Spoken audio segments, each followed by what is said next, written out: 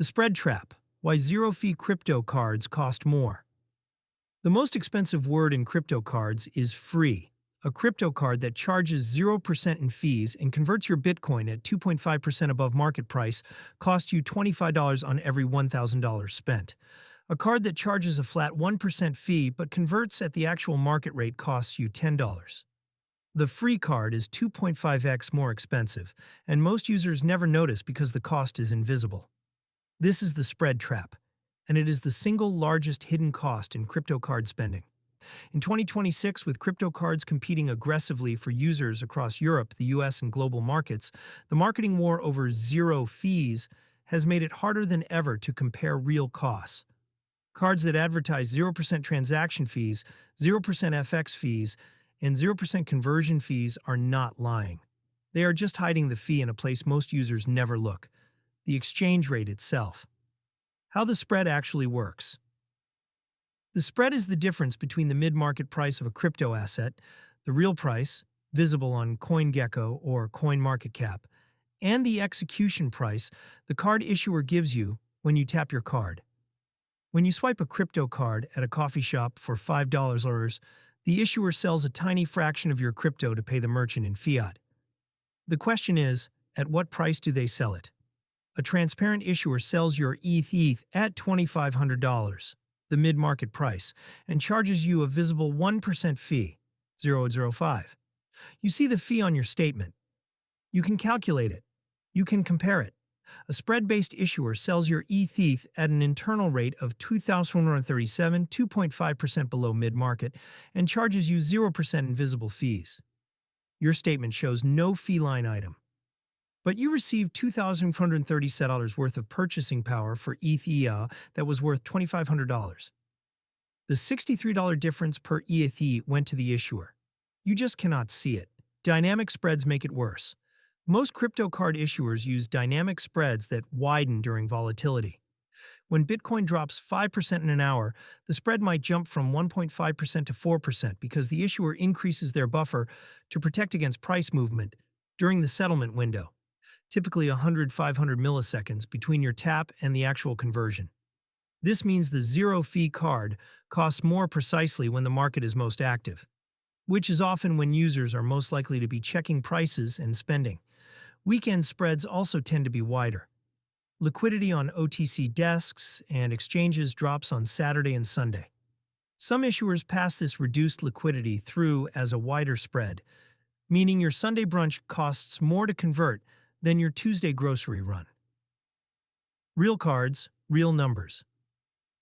We compared the actual cost of spending $1,000 through different fee structures. The transparent fee column shows issuers that charge a visible percentage. The spread-based column shows issuers that advertise zero fees but embed costs in the conversion rate. Fee model: visible fee, typical spread, total cost per $1,000, annual cost, 3K MO. Nay. AIM Mescumod transparent, 1% flat, 1.0%, 0.001%, 1011, 360, 396, transparent, 0.5% flat, 0.5%, 0.001%, 56, 180, 216, spread-based mild, 0%, 1PO, 1.5%, 10, 15, 365, 40, spread-based moderate, 0%, 2.0, 2.5%, 20, 25, 720, and 900, spread-based aggressive, 0%, 3.0, 4.0%, 30, 40, 1,080, 1,440. At $3,000 month in spending, the difference between a transparent 1% fee card and an aggressive spread-based 0% fee card is $720, $1,044 per year. That gap is larger than most annual card fees. The cashback illusion: the spread trap becomes even more deceptive when combined with cashback rewards. Consider this scenario. A card advertises 3% cashback with 0% fees. Sounds excellent. But if the issuer embeds a 3.5% spread in every conversion, you are actually losing 0.5% on every purchase. The cashback is not a reward. It is a partial refund of the hidden fee you already paid.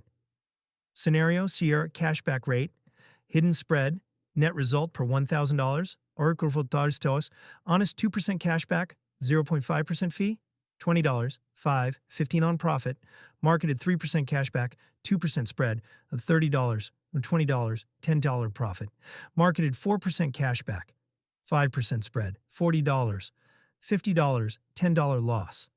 The third scenario is not hypothetical. Some crypto apps, particularly those targeting first-time users who do not compare rates, operate with spreads wide enough to turn cashback into a net loss for the user. How to detect the spread on your card. You do not need special tools. The test takes 30 seconds. Step 1. Open your crypto card app. Find the rated offers to convert 1 BTC or 1 ETH or any asset you hold. Step 2. Open CoinGecko, CoinMarketCap, or any neutral price aggregator. Check the current mid-market price for the same asset. Step 3. Calculate the percentage difference. If your card app shows BTC at $97,000 and CoinGecko shows $100,000, the spread is 3%. Do this at different times. Check during U.S. market hours, highest liquidity, tightest spreads, during European evening, moderate. And on Sunday morning, lowest liquidity, widest spreads. The variation tells you how dynamic the issuer's pricing really is. Stablecoin spreads are not zero either. A common assumption is that spending stablecoins eliminates the spread entirely. After all, USDC is pegged to $1, so converting USDC to USD should be 1.1. In practice, most issuers apply a small spread even on stablecoin conversions, typically 0.1–0.5%. On a $5,000 monthly spend funded with USDC, a 0.3% stablecoin spread costs 15-month or 180-year. That is smaller than the spread on volatile assets, but it is not zero. Cards with genuine 0% FX on stablecoin to fiat conversions do exist, and the difference compounds. Cross-currency stablecoin conversions carry additional spread. Converting USDC pegged to USD to EIUR at point of sale involves two spreads: the stablecoin to fiat spread and the FX spread. Some issuers absorb the FX conversion into one combined rate. Others stack them.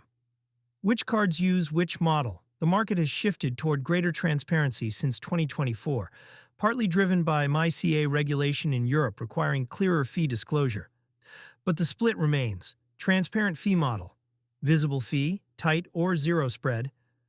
Cards from issuers that operate their own exchange or have deep OTC liquidity tend toward this model. Coinbase, Kraken, and Binance convert at or near their exchange spot price and charge a visible transaction fee. You can verify the rate against their own order book in real time. Spread embedded model, zero visible fee, wider spread. More common among cards issued through third-party payment processors, where the issuer does not control the liquidity source. The spread compensates the liquidity provider and the card issuer simultaneously, but neither party discloses their individual take. Hybrid model, small visible fee plus moderate spread.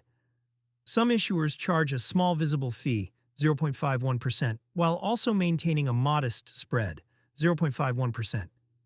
This is the worst of both worlds for users who assume the visible fee is the total cost. The takeaway: a visible fee is not automatically better than a spread. What matters is the total cost. A card with 0% visible fees and a 0.5% spread is cheaper than a card with 1% visible fees and a 0.3% spread. Always measure the all-in cost. MiCA and the regulatory push for transparency. Europe's markets in crypto assets. Regulation is beginning to change how card issuers disclose conversion costs. MiCA's best execution principles require crypto service providers to obtain the best possible result for their clients, taking into account price, costs, speed, and likelihood of execution. In practice, enforcement is still catching up.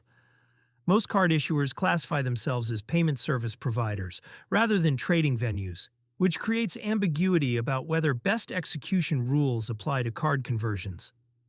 The European Banking Authority has signaled that it expects crypto to fiat conversions embedded in payment products to be covered, but formal guidance is pending. For users, this means the regulatory floor is rising.